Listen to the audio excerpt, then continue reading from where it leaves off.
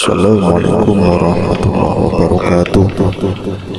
Salam jumpa kawan-kawan subscriber baru 41 serta pengikut dari Facebook. Alhamdulillah, semoga kita semua tetap mendapatkan rahmat taufik hidayah dari Allah Subhanahu wa taala sehingga kita termasuk orang-orang yang selamat, baik selamat di dunia maupun di akhirat. Amin amin ya rabbal alamin. Pada kesempatan ini saya akan menceritakan kisah dari Blitar, yaitu pemilik dari ajian Pancasuna atau lebih dikenalnya oleh masyarakat itu Rawarontek. Jadi ajian Pancasuna atau Rawarontek ini memiliki kelebihan, yaitu ketika orang yang memilikinya biasanya ketika meninggal dunia, biasanya ketika tersentuh tanah itu biasanya akan hidup kembali. Lalu bagaimana ceritanya? Itu dikisahkan dulu hiduplah seorang patih yang bernama Patih Jayadikdo. Patih Jayadikdo ini merupakan pengikut dari Pangeran Diponegoro yang lebih dikenal dengan pahlawan nasional. Ya, Patih Jayadikdo ini sangat terkenal dengan kesaktiannya, yaitu bisa hidup kembali usai jasadnya menyentuh tanah. Dia juga memiliki keturunan darah biru atau bahasanya kerah meningkat dari kerajaan Mataram, karena beliau merupakan putra dari Adipati Kulon Progo, Jawa Tengah. Kita ketahui bahwa di daerah Jawa Tengah itu juga semasa itu, di masa Belanda, penjajahan Belanda itu yang sangat rutin dalam penumpasan penjajah itu Pangeran Diponegoro. Ini Patih Jayadikdo ini adalah pengikut setia dari Pangeran Diponegoro. Lalu kesaktian dari Patih Jayadikdo ini teruji ketika beliau berperang melawan Belanda, yang saat itu Patih Jayadikdo bersama dengan Pangeran Diponegoro.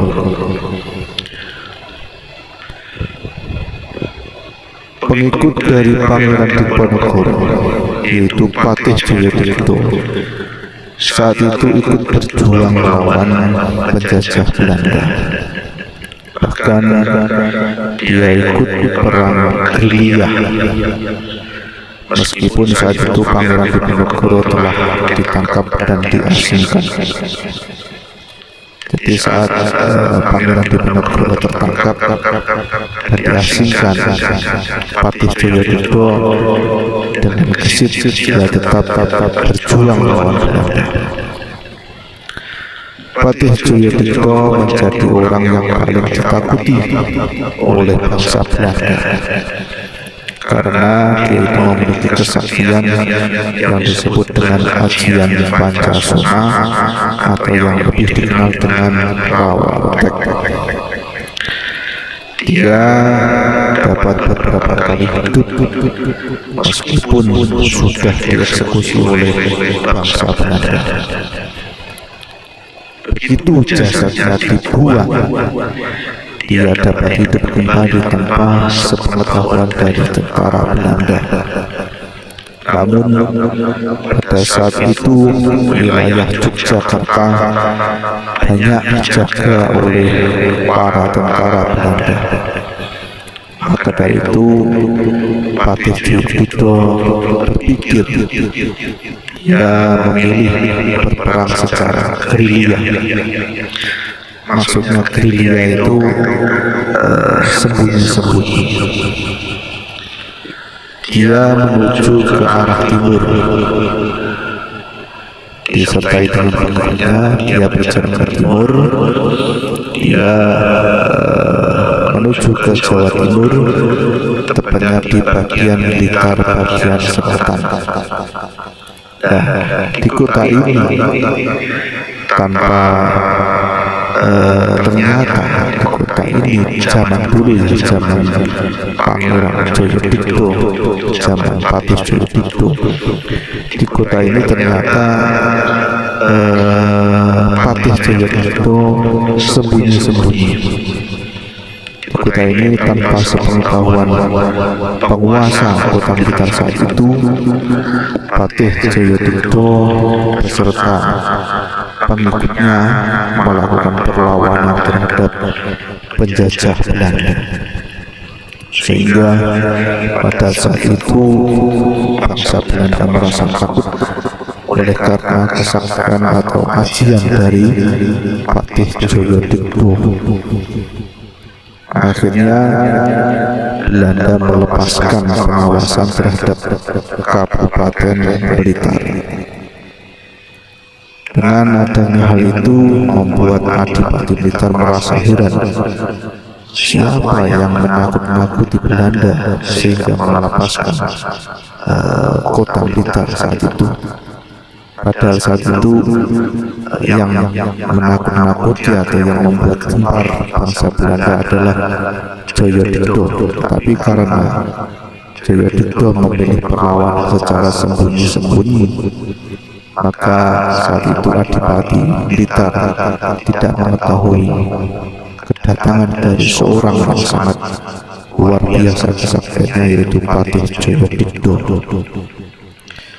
Kemudian Adipati Blitar dia tidak tinggal diam, dia mengirim intelijen untuk mencari tahu siapa yang menakut-nakuti bangsa Belanda.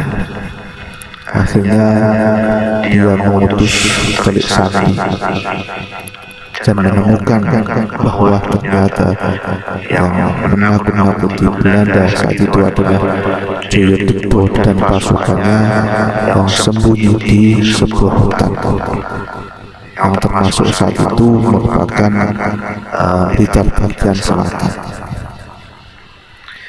Atas perintah Adipati Blitar, utusan Telik Sandi itu mengundang Jayadikdo untuk datang ke pendopo.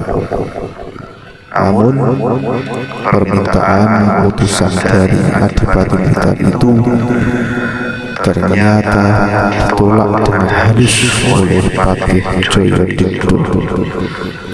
Alasannya adalah pada waktu itu Jayadikdo masih sibuk melatih pasukannya untuk melawan tentara Belanda.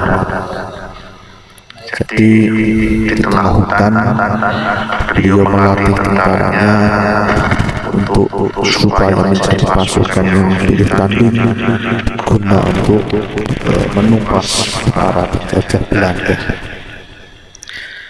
Ya, karena penolakan halus dari Jayadikdo ini, maka si Telik Sandi langsung pulang dan melaporkannya kepada Adipati Blitar. 2 tahun kemudian, si Adipati Blitar kembali mengulangi kejadian masa lalu.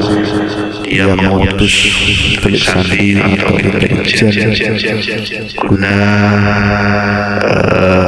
namun saat itu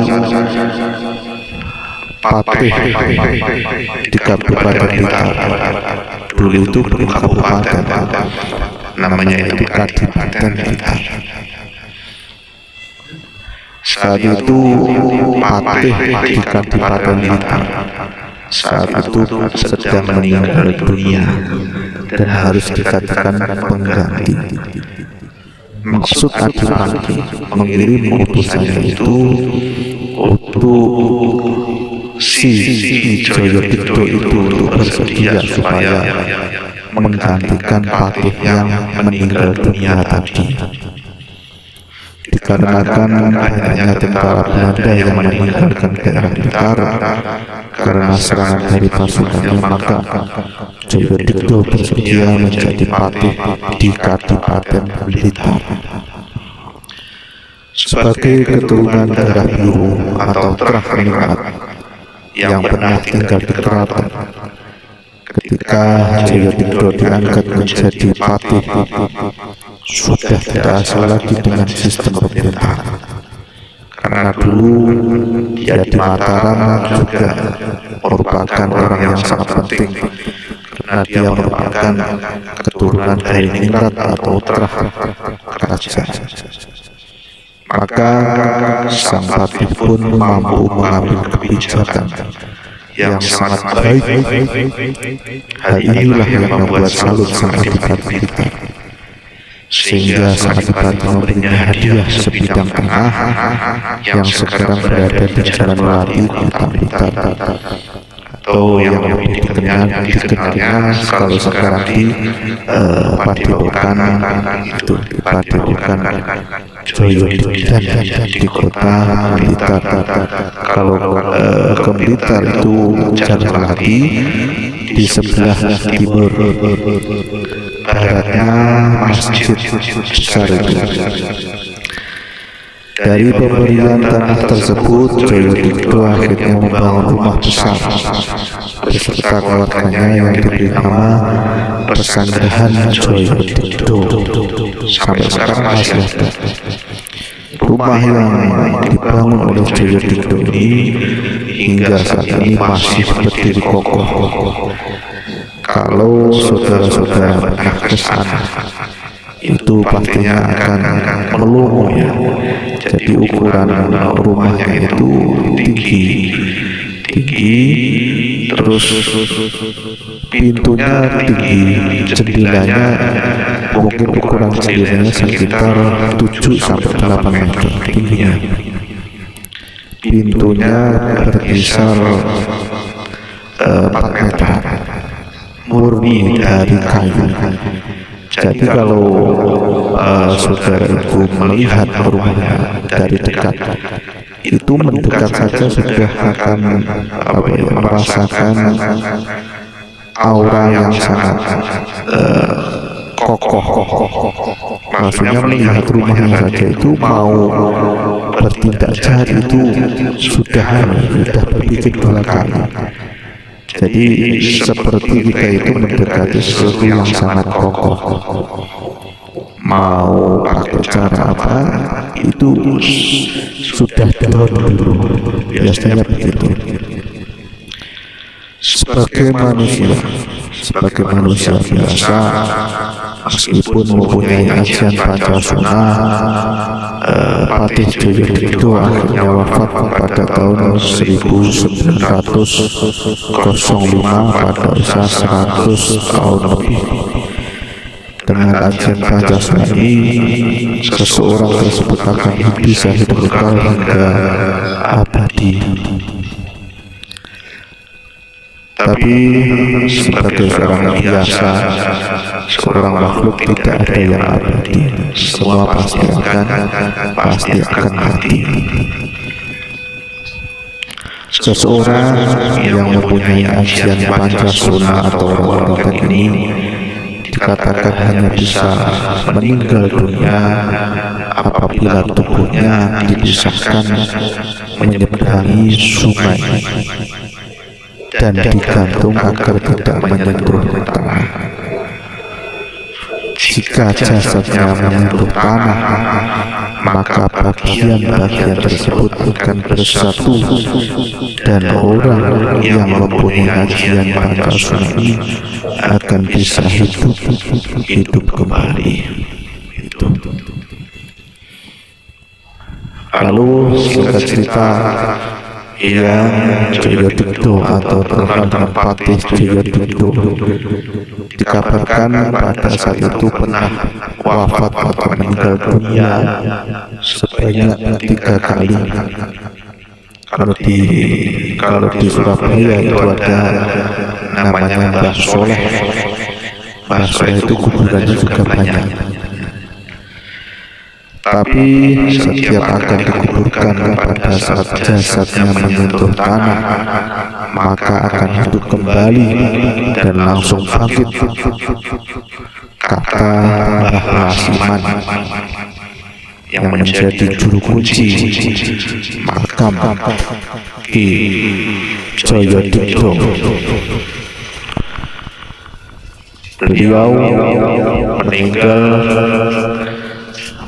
meninggal dunia karena ilmu Pancasuna sudah diambil oleh sang guru yang memberinya keilmuan itu. Guru beliau tidak asing lagi. Saya pernah itu berbicara dengan juru kuncinya. Ternyata gurunya si Patih Jayadikdo ini sudah tidak asing lagi. Ternyata beliau adalah yang bernama Kiai Imam Sujono. Kiai Imam Sujono ini lebih terkenal dengan Hyang Jugo yang alamatnya di Kesamping Blitar, yang meninggal pada tahun usia 84 tahun karena sudah tua. Jadi si Patih Jayadikdo ini merupakan murid dari Hyang Jugo atau Kiai Imam Sujono. Saya pernah berbicara dengan juru kuncinya. Ternyata supaya tidak bisa hidup lagi, maka Ki Jayadikdo niku jasadnya harus digantung, yang sebelumnya dimasukkan peti dari besi, dikasih tiang penyangga sebanyak 4 yang terbuat dari besi, sehingga masyarakat Blitar dengan makam gantung. Makam tersebut terletak di Jalan Melati Blitar, Jawa Timur, sekitar 1 km dari makam Presiden pertama Indonesia, yaitu makam Presiden Soekarno.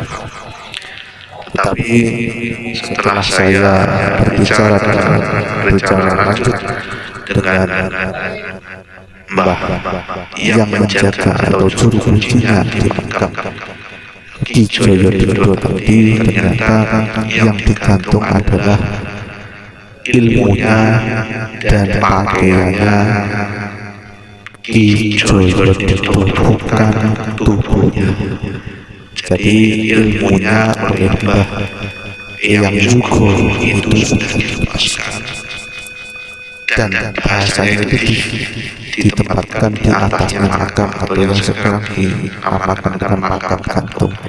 Jadi yang digantung itu adalah pakaian kebesarannya, ada jasadnya itu ada di bawah seperti orang biasa. Itulah penjelasan kisah dari pemilik kajian Pancasuna atau Rawarodeng. Semoga kisah ini menjadi hikmah, bisa diambil hikmahnya, bahwasanya seseorang di dunia ini sesat apapun itu pasti akan meninggal dunia. Semoga para pahlawan yang dengan berkorban jiwa raganya melawan penjajahan Belanda diberikan husnul khotimah, diberikan tempat yang indah, yaitu surga Allah SWT. Khusus ada Pangeran Diponegoro, Patih Jayadikdo, dan Hyang Jugo yang merupakan pahlawan yang menumpas dari penjajahan Belanda. Sekian dari saya, kurang lebihnya mohon maaf.